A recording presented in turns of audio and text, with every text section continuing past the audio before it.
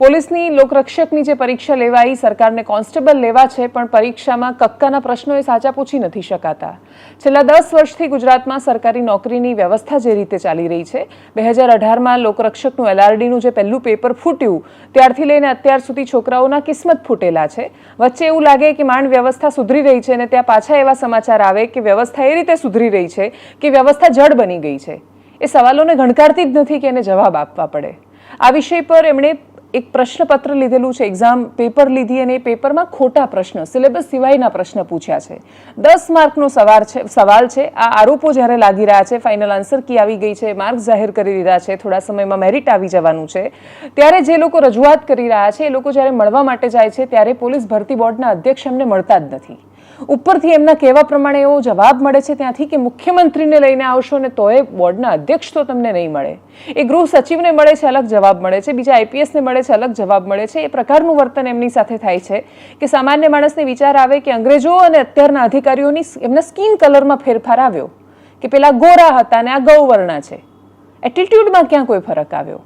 સામત ગઢવી જ્યારે આ વિષય પર અમારી સાથે વાત કરી રહ્યા હતા ત્યારે એમણે શું કહ્યું, આખો લાંબો વિડીયો છે, તમે અમારા પ્લેટફોર્મ પર જોઈ શકો છો. અત્યારે એકદમ સંક્ષિપ્તમાં એમણે જે આ મુદ્દાઓ કહ્યા હતા એને સાંભળીએ.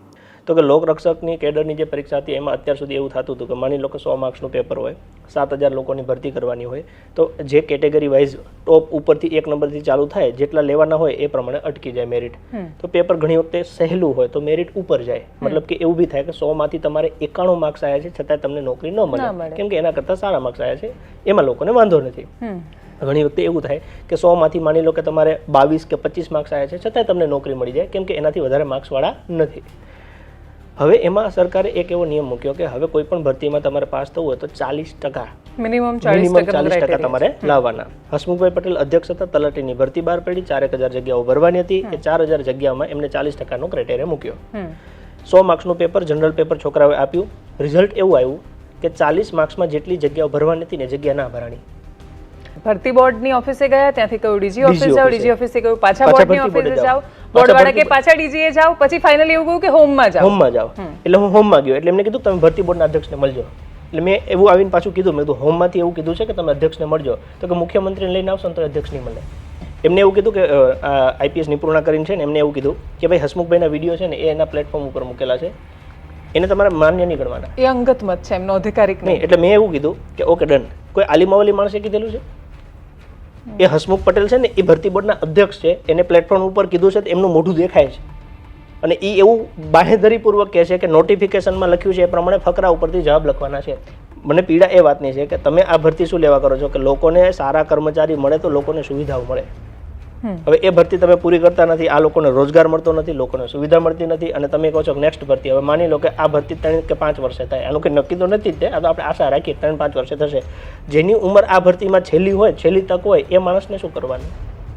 તો 11 વાગે અમે M.K. દાસ, જે મુખ્યમંત્રીશ્રીના કંઈ અંગત સચિવ કે સલાહકાર એવું છે, અગ્ર સચિવ છે, એટલે 11 વાગે એમની ઓફિસમાં ગયા. એટલે એમને કીધું સાહેબ 4 વાગે આવશે, તો તમે એક કામ કરો કે પછી આવો. એટલે મેં કીધું જો સાહેબનો સમય કિંમતી હોય, સરકારના મુખ્ય અગ્ર સચિવ છે એટલે સહજ છે કે એટલો ટાઈમ ના આપે. મેં કીધું એવા કોઈ અધિકારીની સાથે અમને વાત કરવા દો જેથી અમે આ વિગતે એને સમજાવી શકીએ, જેથી એ સાહેબને બ્રીફ કરી દે. એટલે અમને IPS પૂર્ણિમા કરીને બેન હતા, એમને કીધું, તો અમે એમને મળવા ગયા. તો મેં એવું કીધું કે આમાં જવાબ 60 પણ થઈ શકે, 70 પણ થઈ શકે. તો એવું પરીક્ષામાં થાય છે કે 2 જવાબ સાચા હોઈ શકે. એટલે કે આભાર તમારો, અમે તમને સાંભળી લીધા, હવે તમે જઈ શકો છો. એટલે મેં કીધું હું તો જઈશ, મારે અહીંયા કંઈ કામે નથી, મારે તો રજૂઆત કરવાની છે. હવે મારે છોકરાઓને શું કહેવું? એટલે કે મારે સાંભળવાનું હતું, મેં સાંભળી લીધું. એટલે મેં કીધું તમે સાંભળી લીધું એ તો બરાબર છે, પણ સાંભળ્યા પછી નિર્ણય કંઈક હોય ને, 2 દિવસે, 5 દિવસે, 7 દિવસે હું પાછું ક્યારે અપેક્ષા રાખું તો કે તમારે ભરતી બોર્ડના અધ્યક્ષને મળવાનું. એટલે મેં તો પ્રશ્ન તો કે ભરતી બોર્ડના અધ્યક્ષ મળતા નહીં એટલે તો તમારે ત્યાં ભિખારીને ભીખ માંગીએ છીએ કે અમને આમનો નિર્ણય આપો ને. એમ એ પત્યું. પછી એમને તો રીતસર મેં એમને કીધું, મેં કીધું એક કામ કરીએ, અમે જતા રહીએ, છોકરાને અમે અંદર મૂકીએ, તમે છોકરા સાથે વાત કરો. એટલે કે તમે નીકળો, એમ તમે નીકળો, તમને સાંભળી લીધા. તુચ્છકાર સાથે. એટલે તુચ્છકાર એટલે કે મેં ક્યાં એની જમીન કે જાગીર કઈ માગી લીધી હતી એમ કે ભાઈ તમે અધિકારી છો? મેં મારી જીવનમાં બહુ સંઘર્ષ કર્યો છે બેન, બહુ વાંચ્યું છે, બહુ ભણ્યો છું, બહુ મહેનત કરી છે, બહુ ભણાવ્યા છે. કે લુખો માણસ નથી એમને, એમ કે બુદ્ધિ વગરનો એમને માયલો જ આવશું. હું સમજુ છું કે આ પીડા શું છે, કેમ કે મને ખબર છે હું એ પરિસ્થિતિમાંથી આવ્યો છું. મારા બાપાએ દિવસ રાત મહેનત કરી મને મજૂરી કરી નોકરીની તૈયારી કરાવડાવી છે. એ પરિસ્થિતિનું હું વાકેફ છું. ગુજરાતમાં જેટલા છોકરા તૈયારી કરે છે ને એની પીડા એ જ છે જે સામત ગઢવીની આજથી 10 વર્ષ પહેલા હતી.